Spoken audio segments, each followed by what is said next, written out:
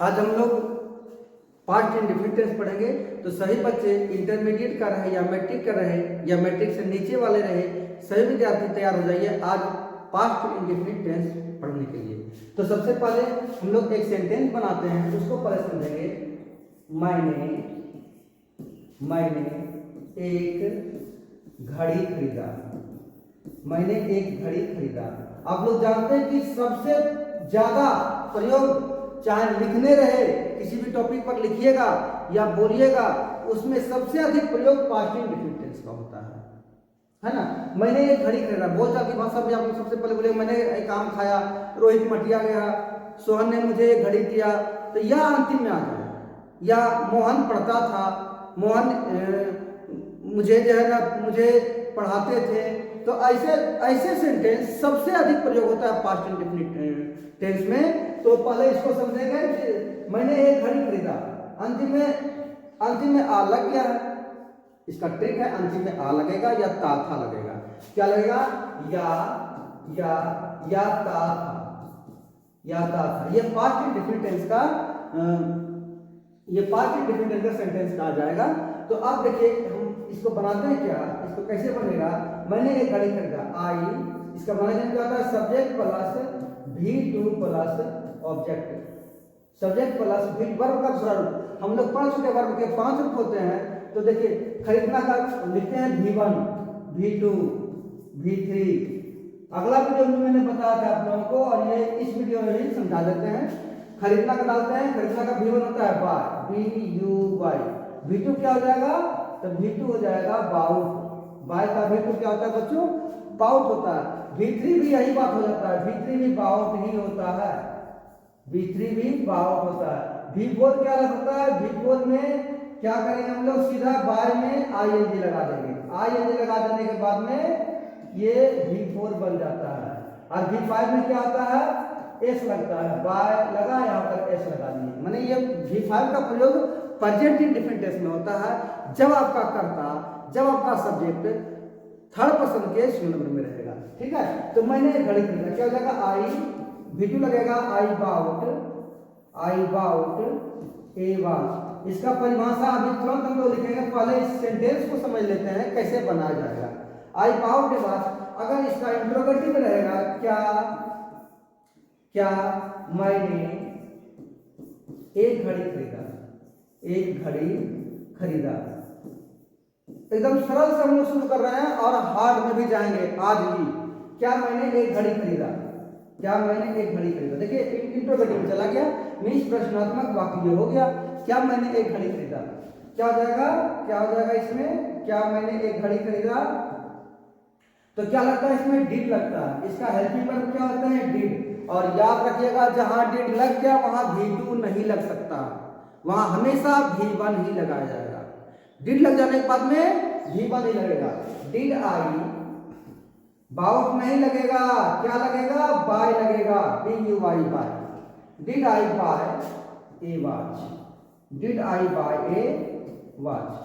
सबसे जब तक ले आप टेंस नहीं जानते तब तक आप किसी भी टॉपिक पर एक लाइन में नहीं लिख सकते हैं। इसलिए टेंस आपको जानकारी रखना बहुत ही जरूरी है। और टेंस में भी सबसे अधिक प्रयोग होता है पास्ट इंडेफिनिट टेंस का, याद रखिएगा। Did I buy a watch, question mark डाल दीजिए क्योंकि ये तो प्रश्न है। तीसरा में क्या हो जाएगा, मैंने एक सेब नहीं खाया। देखिए ये पास्ट इंडेफिनिट या लग गया है ना। मैंने एक सेब नहीं खाया, लेकिन नेगेटिव सेंटेंस है ये क्या है, जिस वाक्य में अगर नहीं आ गया उस वाक्य को नेगेटिव वाक्य कहा जाता है। ठीक है, अब देखिए मैंने एक सेब नहीं खाया, क्या हो जाएगा, आई, इसमें क्या लगेगा, डिड नॉट का प्रयोग होगा, आई डिड नॉट। और जहां डिड लग जाएगा वहां V1 का प्रयोग होना चाहिए, है ना। Eat, I did not eat an apple, क्योंकि हम लोग आर्टिकल के अनुसार वावेल है ए, और वावेल के पहले ए का प्रयोग नहीं होता है, एन का प्रयोग होता है। तो समझ में सभी को आ गया। मैंने एक सेब नहीं खाया, एक लेता है डबल इंट्रोगेटिव वाला, उसके बाद हम लोग डिक्लेरेशन लिखेंगे डबल इंट्रोगेटिव। चलिए इसका सेंटेंस, इसका सब्जेक्ट बदल देते हैं, राधा क्या खरीदी। राधा क्या खरीदी, है ना। तो देखिए वाक्य में क्या लग गया, लेकिन क्या बाद में है, क्या सब्जेक्ट के बाद है, इस कारण से ये डब्ल्यू इंट्रोगेटिव में बैठाया जाएगा। इसको डब्ल्यू इंट्रोगेटिव में रखा है। क्या क्या करेंगे, इससे पहले पड़ेगा व्हाट।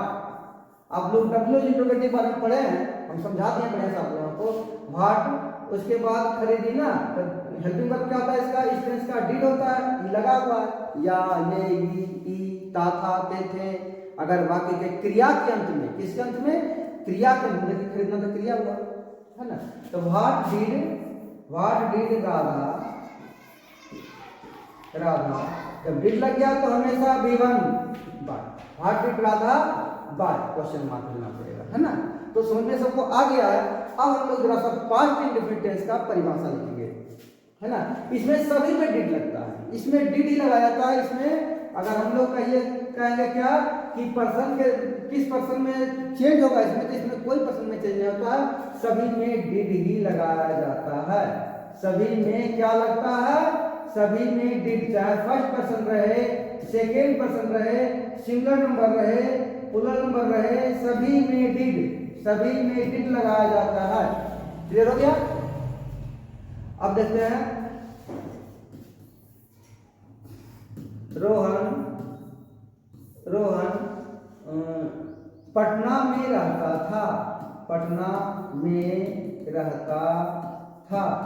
ध्यान दीजिएगा, रहता था। अभी हम क्या समझाए थे, पास्ट इंडेफिनिट टेंस का ही है, क्योंकि था यहाँ पर है, या रहे तो वो पास्ट इंडेफिनिट टेंस, या ई रहे तो वो पास्ट इंडेफिनिट टेंस में ही होना समझा जाएगा। रोहन पटना में रहता था, क्या हो जाएगा, रोहन लिव्ड, सब्जेक्ट क्या होता है, subject plus V2 plus object, इस प्रकार subject plus V2 plus object. तो V2 लिव का V2 क्या होता है, लिव्ड। रोहन लिव्ड पटना एक बड़ा शहर है, इसके लिए यहाँ पर इन लगेगा, इसके लिए क्या लगेगा, इन लगेगा, क्योंकि पटना महानगर में आता है ना, पटना महानगर में आता है, इसलिए इन लगेगा। अगर यही छोटे से गांव रहेगा तो यहाँ पर इन नहीं लगाया जाएगा, यहाँ एट लगाया जाएगा प्रीपोजिशन के तहत। अभी हम लोग सीखेंगे, अभी इसको भी बनाते हैं, इंट्रोगेटिव में से बता देते हैं। इंट्रोगेटिव में हम वैसा ही सेंटेंस दे देते हैं, क्या आप जमुई में रहते थे। देखिए ध्यान देगा, थे लग गया है, तो ये पास्ट इंडेफिनिट टेंस का हो गया। क्या लग गया, तो क्या हेल्पिंग वर्ब में क्या लगेगा, हम लोग डिड, सब्जेक्ट क्या आपका यू है, डिड यू, लीव होगा ना, क्योंकि डिड लग चुका है। अभी हम लोग पढ़े थे, डिड जैसे ही लग जाएगा तो वो V1 ही हमेशा लेगा। डिड क्या लेगा, V1 लेगा। तो did you leave at Jamui, तो एक चीज और आप लोगों को क्लियर हो गया होगा, इन और एट का प्रयोग ये प्रीपोजिशन के तहत है। हम एक प्रीपोजिशन का वीडियो लाएंगे, इसमें टोटल प्रीपोजिशन एक ही बार में क्लियर कर देंगे। दरअसल पहले टेंस खत्म तो हो जाए, ठीक है। अच्छा एक और लेते हैं, एक और सेंटेंस लेते हैं, आप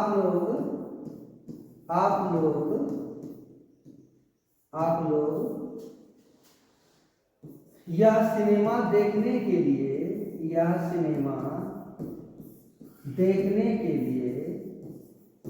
आप इसी प्रकार के अपने से बनाने की कोशिश कीजिएगा, दूसरे वाक्य बैठाइएगा, लेकिन नियम यही रहना चाहिए, है ना।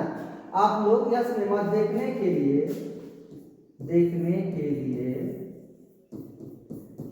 कहाँ, यह कहाँ डाल देते हैं, यह को हटा देते हैं, यह को हटा देते हैं। आप लोग सिनेमा देखने के लिए कहाँ जाते थे, ठीक है। अब ये आ गया क्या, ये आ गया पास्ट इंडेफिनिट टेंस। लेकिन यहाँ कहाँ लगा हुआ है, ध्यान दिएगा, कहाँ का अंग्रेजी क्या होता है, वेयर, और वेयर जो होते हैं WH से शुरू होते हैं, वेयर मीन्स कहाँ होता है, और ये WH से शुरू होते हैं, चूंकि इसलिए ये WH इंट्रोगेटिव है। और आप जानते हैं कि WH इंट्रोगेटिव का प्रयोग हमेशा सबसे पहले किया जाता है। चलिए हम लोग बनाते हैं इसको, हम लोग इसको ट्रांसलेट करते हैं। आप लोग सिनेमा देखने के लिए कहाँ जाते थे? तो क्या हो जाएगा वेयर, अभी तुरंत हम लोग समझे हैं कि डब्ल्यू इंट्रोगेटिव हमेशा सबसे पहले प्रयोग होता है। वेयर डिड यू, अब डिड हमेशा भी बन लेगा ना, where did you go, where did you go मैंने आप कहाँ जाते थे, किस लिए? सिनेमा देखने के लिए, सिनेमा देखने के लिए ना। Where did you go to look cinema. इस प्रकार हमारा पास्ट इंडिफिनिट टेंस क्लियर हो गया। अभी हम लोग प्रीपोजिशन लाएंगे तो पास्ट इंडिफिनिट में बैठा जाएगा। उसको कैसे बैठेगा? टू का प्रयोग हम पहले बता चुके हैं। टू का प्रयोग क्या होता है? टू का हिंदी होते हैं के लिए बैठा जाता है। अगर वर्ब है तो देखिए लुक क्या है? वर्ब है, लुक वर्ब है, इसलिए इसके पहले टू का प्रयोग हुआ है के लिए। तो क्या हो जाएगा? Where did you go to look the cinema. अगर नाम है तो टू लुक सिनेमा कर सकते हैं या टू लुक द सिनेमा भी कर सकते हैं। तो बच्चों सुन में है आप लोगों को पास्ट इंडेफिनिट टेंस। तो पास्ट इंडेफिनिट टेंस हम लोग का शुरुआत है, जरा सा बहुत बड़ा चलेगा, जरा सा और भी बड़ा चलेगा। ये तो और ले लेते हैं, एक और लेते हैं क्या? मोहन ने मुझे एक कलम दिया, एक कलम दिया। ये भी देखिए, ये भी आपका सेंटेंस जो पास्ट इंडेफिनिट में या लग गया है तो क्या हो जाएगा? क्या हो जाएगा? इसका क्या बनेगा? मोहन देना का होता है गिव, और गिव का भी तो क्या हो जाता है? गैव। मोहन गैव मी, मोहन ने मुझे दिया। क्या दिया? तो एक कलम। मोहन गैव मी ए पेन। दूसरा में क्या हो जाएगा? Did Mohan give. अगर इसी को बनाएंगे क्या मोहन ने मुझे एक गाय दिया, एक गाय दिया। तब क्या हो जाएगा? देखिए क्या लग गया बाकी में? क्या जैसे ही लग गया है तो ये इंट्रोगेटिव सेंटेंस में आ जाएगा, पास्ट इंडेफिनिट का इंट्रोगेटिव में आ जाएगा। तो हो जाएगा क्या? डिड लगेगा,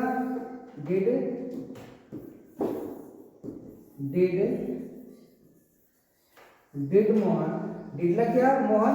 अब गैप तो लगेगा नहीं, तो गैप V2 है, ये क्या आ जाएगा? गिवन आ जाएगा। तो क्या हो जाएगा? गिव।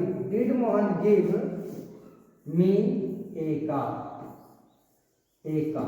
इस प्रकार हमारा पास्ट इंडेफिनिट टेंस बनाया जाता है। ज्यादा वीडियो हम लंबा नहीं करेंगे ताकि आप लोग ध्यानपूर्वक इसको देखिए। और अगला जो टॉपिक लेकर के आएंगे हम लोग पास्ट इम्परफेक्ट टेंस का लेकर के आएंगे। ये मेन चीज हम बता दिए हैं। जिस वाक्य क्रिया का क्रिया रखेगा किसके अंत में? क्रिया के अंत में। क्रिया के अंत में ता था या ई रहे, बस छोटा सा समझिएगा। या का अर्थ है कि या ये ई सभी, ता था थे थी सभी रहेगा। ई रहे तो